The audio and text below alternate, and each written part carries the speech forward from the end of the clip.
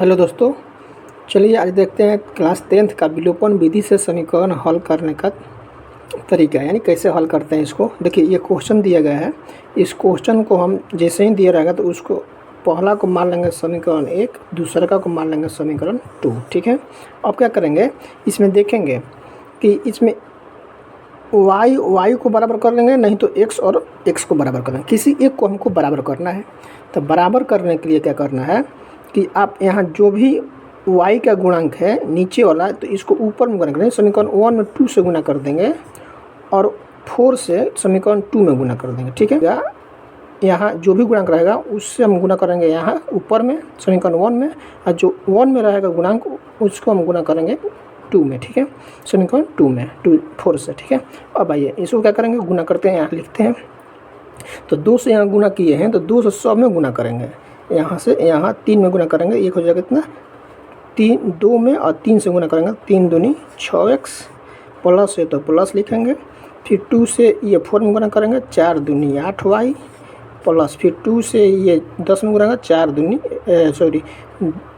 2 में और 10 से तो 10 दूनी 20। ठीक है, इसको समीकरण 3 मान लेंगे। ठीक है, अब ये 4 से फिर 100 में गुना करेंगे, तो 4 में 2 से गुना करेंगे तो 4 दूनी 8x, फिर माइनस है तो माइनस, फिर 4 से फिर इस 2 में गुना करेंगे तो कितना हो जाएगा 4 दूनी 8y बराबर ये कितना हो जाएगा, फिर 4 में 2 से तो 4 दूनी 8, इसको समीकरण 4 मान लेंगे। ठीक है, अब आइए अब देखते हैं, यहाँ से हमको एक को हटाना है, यानी x और y के। तो यहाँ देखते हैं जोड़ने पर, अगर जोड़ेंगे तो ये 8 और ये 8 कट जाएगा, क्योंकि दोनों बराबर है। तो लिखेंगे समीकरण 3 तथा 4 को जोड़ने पर। ठीक है, जोड़ने पर आप यहाँ घटा भी सकते हैं। ठीक है, इसमें नहीं है, आप घटा भी सकते हैं, लेकिन हम जोड़ते हैं आसानी के लिए। अब देखिए यहाँ जोड़ेंगे तो चिन्ह बदलने की ज़रूरत नहीं है। यहाँ देखिए ये प्लस में, ये माइनस में, तो ये घटा, इसको जोड़ेंगे तो 6 और 8 ये हो जाएगा 14x। इसको देखिए ये जोड़ेंगे तो ये दोनों कट जाएगा, ये कट गया तो यहाँ बचा बराबर 20 और 8 कितना हो जाएगा 28। यहाँ से x का मान निकाल देंगे, x का मान कितना हो जाएगा यहाँ से, तो यहाँ हो जाएगा 28, ये यहाँ गुना में है, ये कहता है भागा में हो जाएगा, तो 14 दूनी 28, यानी x का मान हो गया मेरा, यानी यहाँ x का मान जो आएगा x बराबर 2। ठीक है, अब भाई y का मान निकालना है हमको, तो लिखेंगे x का मान, लिखेंगे x का, यहाँ से आते हैं यहाँ जी।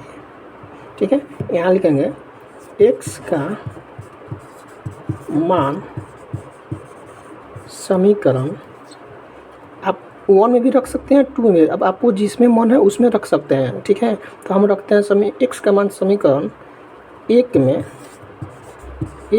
रखने पर,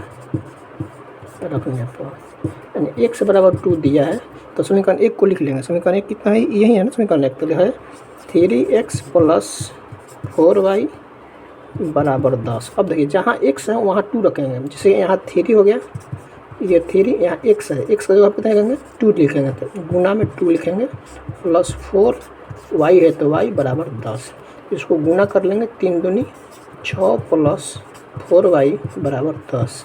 अब इसको 6 इधर प्लस में है, उधर जाएगा तो कम हो जाएगा माइनस में, यानी यहाँ से 4y बराबर लिख सकते हैं 6, 10 माइनस 6, यानी हो जाएगा यहाँ से 4y बराबर 4, नहीं होगा ना।